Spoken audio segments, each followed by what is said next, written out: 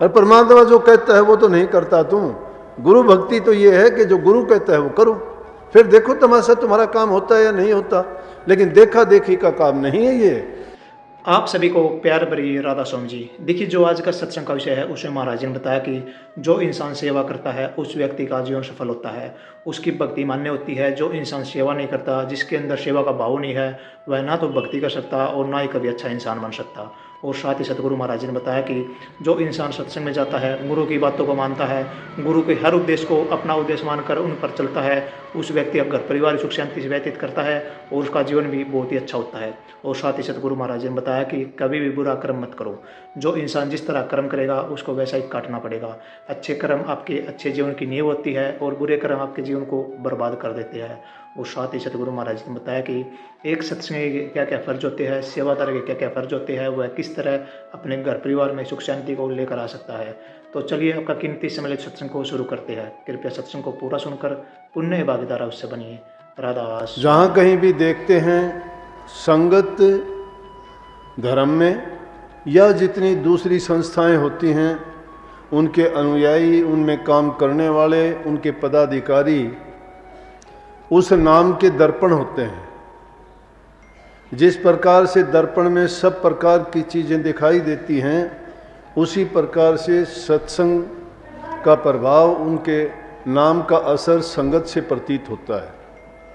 संगत जब अच्छे आदर्श, अच्छे उदाहरण पेश करती है तो दूसरे लोग भी देख के उससे प्रभावित होते हैं और सही मायने में कहते हैं कि ये सही रास्ते पे चलने वाले हैं। इस बात की हमें खुशी होती है सतगुरु की कृपा से। जहाँ कहीं भी कोई अगर जिक्र होता है तो आप लोगों का जिक्र होता है कि आपके नियम, आपकी मर्यादाएं और आपके सिद्धांत बड़े सच्चे हैं। और उनको देख के उनके मन में भी ये एक सवाल उठता है कि हम भी कभी जाके उस सत्संग को देखें। पूरा सुनिए।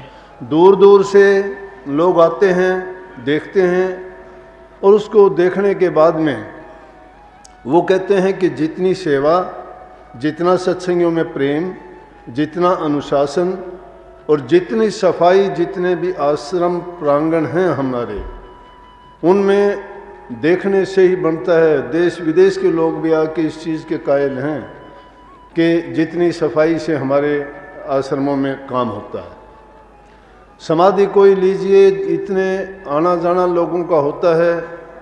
हरियाणा में ये एक ऐसी चीज़ बनी है जिसको गिनती की चीज़ों में नाम लिया जाता है और उसको देखने के लिए दूर दूर से लोग आते हैं। तो देख के वो वहाँ की सफाई की प्रशंसा किए बिना नहीं रहते। और तो हर चीज़ वहाँ की अनूठी है, अपने आप में एक बहुत अच्छा कला का नमूना। और फिर इतने बड़े महापुरुष की समाधि है जिसमें आने मात्र से, वहाँ मस्तक झुकाने से उनकी आशाएं पूरी होती हैं, मन को शांति मिलती है, जिज्ञासुओं की जिज्ञासा मिटती है और जो सच्चे परमार्थी हैं उनको उन ज्ञान की वृद्धि होती है, उनकी मनोकामनाएं सबकी पूरी होती हैं। ये सब आपके कारण है, आपके कारण, क्योंकि हमारे राधा स्वामी मत का, हमारे आचार्य गुरु संतों का प्रतिबिंब आप में दिखाई देता है। अगर आप अच्छे हो तो इसका मतलब है कि हम भी अच्छे हैं। अगर आप ऐसी कोई बातें दूसरों को बोलने का मौका देते हो कि जिससे आपके क्रियाकलापों को देख के, आपके जीवन को देख के या आपकी बातों को सुन के कोई कहता है कि सत्संगी वाली बात नहीं है, तो उसका धब्बा भी हमें लगता है। इसलिए आपकी इस बात की मैं प्रशंसा करता हूँ, क्योंकि काफ़ी जगह जब मैं जाता हूँ तो ऐसे लोग होते हैं जो हमारे सत्संगी नहीं होते, तो वो बड़े अपने मन से, तय दिल से ये कहते हैं कि जी आपकी संगत में हमने देखा कि प्यार बहुत है। और इसी चीज़ के लिए हमने अनुसरण किया है पंजाब से। पंजाब 10 गुरुओं की भूमि है। उनमें जितने भी गुरु हुए, वहाँ जो सेवा का उदाहरण था तो वो दूसरा कहीं नहीं मिल सकता। अगर गिनती के नामों में लिया जाए तो या तो स्वामी जी महाराज के बाद में हजूर महाराज जी एक ऐसे उदाहरण थे जिन्होंने एक सेवा का नमूना पेश किया और इतिहास में उनका नाम स्वर्ण अक्षरों में लिखा जाता है, क्योंकि उन्होंने जो सेवा की वो सही मायने में सेवा ही भक्ति होती है। आप लोग भी कितने दिन से सेवा में लगे हुए हो, कहने की बुलाने की ज़रूरत नहीं, आके खुद पूछते हो आप लोग कि हमें सेवा का अवसर मिलेगा। कितनी बड़ी बात है। सेवा उसको कहा जाता है जिसमें इंसान का अपना कोई लालच स्वार्थ नज़र ना आता हो। लालच और स्वार्थ जहाँ आ जाता है या प्रवेश कर जाता है तो वो सेवा नहीं रह जाती। सेवक सेवा करता है वो इसलिए करता है कि उसको पता है कि सेवा करने से मेवा मिलती है। सेवा कैसी भी करो, अगर कोई खेत की ज़मीन की सेवा करता है उसको अनाज देता है, अगर कोई स्वामी की सेवा करता है तो वो उसको पगार देता है, अगर तुम प्रभु की सेवा करते हो, मालिक के दरबार की सेवा करते हैं तो आपको भक्ति ज्ञान और मुक्ति देता है। तो आप तो उनके सेवक हो जहाँ सब चीज़ों का सार है और जिसको पाके आपको दूसरी चीज़ों को मांगने की या उनकी इच्छा करने की आवश्यकता नहीं रहती। तो ये चीज़ें हमने भक्ति अगर सही मायने में देखा जाए तो उसका पहला रूप सेवा ही है। जो इंसान सेवा करता है उसके दिल में प्रेम है, आस्था है। किसके प्रति? प्रभु के प्रति, गुरु के प्रति, नाम के प्रति, संगत के प्रति। वो कभी नहीं सोचता कि मैं ये काम करूं या नहीं करूं या मेरे से क्यों काम कराया जाता है। जिस काम को दूसरा आदमी कोई नहीं करना चाहता और उसको अगर किसी सेवादार को मौका मिलता है तो वो बेखूबी उसको करने के लिए तैयार होता है। क्यों होता है कि वो कहता है कि गुरु के दरबार की सेवा कब और किसको कहाँ मिलती है। उसके लिए तो सच्चे परमार्थी या गुरुमुख जो होते हैं वो दूसरे लोगों से प्रार्थना करते हैं कि हमें किस प्रकार से ये सेवा मिल जाए। लेकिन संसारी भी भगत होते हैं। संसारी भगत कैसे होते हैं कि सत्संग में भी आते हैं, नाम भी उन्होंने लिया होता है, हर प्रकार से दिखाई भी वो देने की कोशिश करते हैं कि हम सेवादार हैं, सत्संगी हैं, लेकिन वो सेवा नहीं करते हैं। सेवा नहीं करते, वो सेवा दूसरों से करवाते हैं, लेकिन उसमें हुक्म किसी का नहीं होता। परंतु जिसको सेवा मिलती है वो तो धन्य हो जाता है, वो चाहे किसी भी रूप में क्यों ना मिलो, क्योंकि सेवा कभी निष्फल नहीं जाती है। हो सकता है कि आपको नाम मिला है, नाम का अभ्यास करते हो, अभ्यास करते करते कोई चूक हो जाती है, आप शायद रास्ते से भटक भी जाओगे, लेकिन सेवा की हुई कभी खाली नहीं जाती। जो इंसान सेवा करता है उसको जितनी सेवा करता जाता है उसके लेखे में लिखी जाती है। परंतु अगर हम भजन करते हुए या अभ्यास करते हुए भटक गए तो फिर गिरावट आ जाती है, तो फिर उस लाइन पे दोबारा से चलना बड़ा कठिन हो जाता है।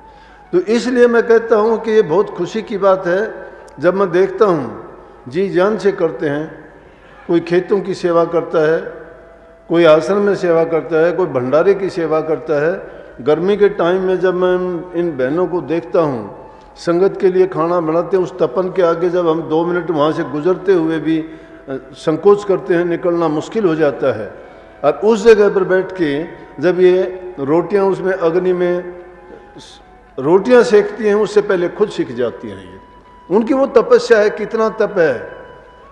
वैसे अगर घर का काम हो तो आप इतना भी कष्ट नहीं उठाओगे, लेकिन क्योंकि सेवा है, सेवा का एक जुनून है और उसका दिल के अंदर ये है कि आप उस चीज़ को महसूस ही नहीं करते। आपको गर्मी लगती है, आप आग के सामने बैठे हो ना, उसके अंदर प्रेम निहित है, उसके अंदर आस्था छिपी हुई है। आप जो संगत की सेवा करते हो तो उस टाइम पे आपको ना घर की, ना बच्चों की, ना दुनियादारी की, ना आपके किसी वस्तु की या आपको अपने तन तक की परवाह नहीं होती कि मैं हाथ ना जल जाए, मुझे गर्मी क्यों लगती है, मुझे पसीना क्यों आ गया, मुझे प्यास लगी हुई है। नहीं, एक ही आपका उद्देश्य होता है कि मुझे सेवा का काम मिला है और उसमें इतनी तपन में भी जो आप सेवा करते हो तो भक्ति करना उससे अलग नहीं है। इतना संयम जिसके अंदर होता है तो समझो कि वो तो गुरु के और नाम के बिक जाते हैं। सेवक का यही काम होता है। जिस प्रकार से इब्राहिम एक बार दास प्रथा थी उस टाइम में। दासों का काम होता था कि उच्च वर्ग के लोग, जो नीचे और गरीब लोग होते थे, उनको दास बना के रखते थे, जैसे पशुओं से काम लेते हैं उनको रखते थे। बाद में तो उनका नौकर रूप हो गया, नौकर थोड़े से उनसे अच्छे ढंग से रहने लग गए, लेकिन उनको तो बेचा जाता था, खरीदा जाता था। उनके मेले लगते थे, उनमें लेके जाते, उनकी बोली लगती थी कि इस दास का क्या मोल होना चाहिए, इस दास का क्या मोल होना चाहिए।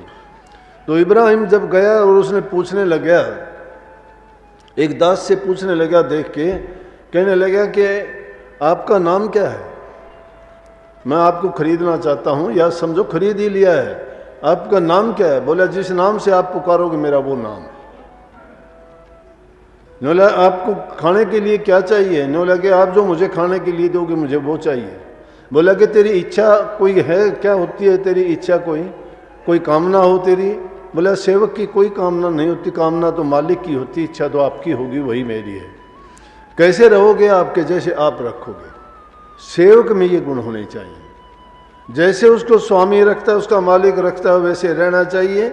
जो खाने के लिए दिए वो खाना चाहिए, पहनने के लिए दिए वो पहनना चाहिए। सेवक की परिभाषा है ये। अगर सेवा नुक्ताचीनी करता है किसी चीज़ के बारे में, ये कहता है कि सब्जी में नमक नहीं है, दाल में मिर्च नहीं है, रोटी कच्ची है पक्की है, या चावल पके हुए नहीं हैं, या जो भी प्रसाद है उसमें नुक्ताचीनी करने वाला वो गुरुमुख नहीं है, सेवक नहीं है, वो तो स्वादु है, आनंद का भोगी है। वो तो उन पांचों का गुलाम है, शब्द सप्रस रूप रस गंध। जो उन चीज़ों की कामना रखते हैं, उनकी चाहना रखते हैं, उनमें सेवकाई भाव नहीं है। गुरुमुख की दृष्टि इन बातों पे नहीं होती। उसको खाने के लिए जिस तन में बिरह बसे उस तन कैसे, उसमें कैसी इच्छा है। जिस तन के अंदर बिरह बसती है उसमें कैसे सांस, कैसे आंस, कुछ उसमें कैसा मांस। वो सेवक तो ऐसा होता है कि कहता है कि मेरे अंदर अगर हार्ड चमड़ी और सांस रहे इतना ही काफ़ी है, मुझे नहीं और चीज़ों की ज़रूरत, कि सिर्फ मेरे दिल के अंदर ये तमन्ना होनी चाहिए। जब उसकी प्राप्ति की बिरह हृदय में जागृत होती है तो शेख फरीद वाली बात होनी चाहिए। शेख फरीद को किसी ने कहा, कुएं में लटक जाता है, कि प्रभु की भक्ति करनी है, मुझे उसके दर्शन करने हैं, मुझे रास्ता बताओ। शेख फरीद 36 वर्षों तक जंगलों में घूमता रहा, भूखा प्यासा परवाह नहीं की। माँ ने शिक्षा दी, उन्हीं शिक्षाओं पे चल के प्रभु की तलाश में उसने अनेक कष्ट सहे। लेकिन एक ऐसा अवसर आया जब उसको कहा गया कि प्रभु को प्राप्त करना चाहता है तो उसका सबसे आसान तरीका है तुम कुएं के अंदर उल्टा लटक जा। फरीद साहब ने क्या किया कि पैरों को बांध के और कुएं के अंदर उल्टा लटक गया। लेकिन कहता क्या है उस टाइम में भी, सेवक में ऐसा गुण होना चाहिए, कहता है कि तुम कागा चुन चुन खा लियो, मेरे हाडा पर का मासा, दो नेत्र मत ना फोड़ियो, मन हरि मिलन की आशा।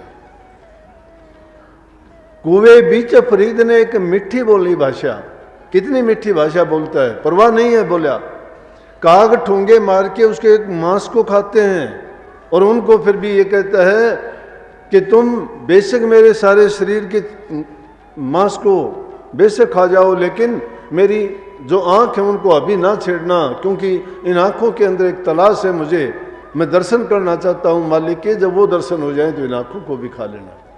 इसी प्रकार से सेवक अपने मन को ऐसा बना लेता है, और मन महीन जब होता है जब इसके गुरु की शरण में चला जाता है। गुरु नाम है किसका? गुरु हमारे से शक्तिशाली जो है उसके अपने मन को अधीन करेंगे तभी काबू आएगा। लेकिन मन को अपना रख लेते हैं, तन को अपना रख लेते हैं, धन को अपना रख लेते हैं। कहने को कहते हैं गुरु तेरा हूँ, कहने को कहते हो दास हूँ, कहने को कहते हो गुरमुख हूँ, कहते बात बनाते हो भक्ति करता हूँ, मेरा विश्वास बहुत दृढ़ है, मैं तो बस आपके नाम के सहारे जीता हूँ। और वो जो गुरु कहता है वो काम करते ही नहीं। अरे गुरु को जब मानते ही सब कुछ हो, जब अर्पण उनको सब कुछ कर दिया और बात को नहीं मानते। फर्ज किया कोई बीमार आया मेरे पास, आके कहता है जी मुझे ये रोग है, मैं कहता हूँ डॉक्टर को दिखाया, डॉक्टर आपका इलाज करेगा। तो उसके बदले में क्या बोलता है, कहता है कि हमारे डॉक्टर तो आप ही हो, आप ठीक करो, आपसे नाम लिया है, आपका सत्संगी हो, आप ठीक करो। भाई गुरु का कहना कहाँ मानना? बोले मैं तो आपको मानता हूँ, परमात्मा मानता हूँ, और परमात्मा जो कहता है वो तो नहीं करता तुम। गुरु भक्ति तो ये है कि जो गुरु कहता है वो करो, फिर देखो तमाशा तुम्हारा काम होता है या नहीं होता। लेकिन देखा देखी का काम नहीं है ये। जब तक इस हृदय के अंदर तुम्हारा विश्वास दृढ़ नहीं है, चाहे तुम दुनिया में कहीं भी टक्कर मारो, कोई रास्ता दिखाने वाला नहीं मिलेगा। दुनिया में घूम के देख लियो, आपका जितना हितैषी गुरु है इतना कोई नहीं है। सत्संग को पूरा सुनने के लिए आपका बहुत बहुत धन्यवाद। हम आशा करते हैं आपने सत्संग को बड़े ध्यान से सुना होगा। तो जैसे पेरी साथ संगत जी आपने सत्संग में सुना, महाराज जी ने बताया कि सेवा का भाव अगर जिस इंसान में है, जिस सत्संग में है, उस व्यक्ति का जीवन भी सफल होता है और उसका घर परिवार भी सुख शांति से जीवन व्यतीत करता है। जैसा गुरु महाराज जी ने बताया कि अच्छे कर्म कीजिए, कर्म ही आपके जीवन को सुधारते हैं और कर्म ही आपके जीवन को बिगाड़ते हैं। जो इंसान बुरे कर्म करता है उस व्यक्ति का जीवन हमेशा बुरा ही होता है। वह व्यक्ति कभी अपने अंदर खुशियों को और अपने अंदर कभी भी मन साफ को नहीं प्रकट कर सकता। तो अच्छे कर्म कीजिए, दूसरों का भला कीजिए, दूसरों के लिए हित के कार्य कीजिए। आप जितना अच्छा करोगे, अच्छा कर्म करोगे, आपको उतनी ही सुख शांति मिलेगी और उतनी आपके घर परिवार में सुख शांति आएगी। तो कृपया गुरु महाराज जी की इन बातों को आप अपने जीवन में अवश्य उतारिए और अपने जीवन को सार्थक, सफल और सुखमयी अवश्य बनाइए। और साथ ही अगर आपको सत्संग अच्छा लगा तो कमेंट बॉक्स में राधा स्वामी लिखकर पुण्य भागीदार अवश्य बनिए। मिलते हैं जल्दी एक नए और बहुत ही प्यारे प्रवचनों के साथ। तब तक के लिए आप हमें दीजिए राधा स्वामी।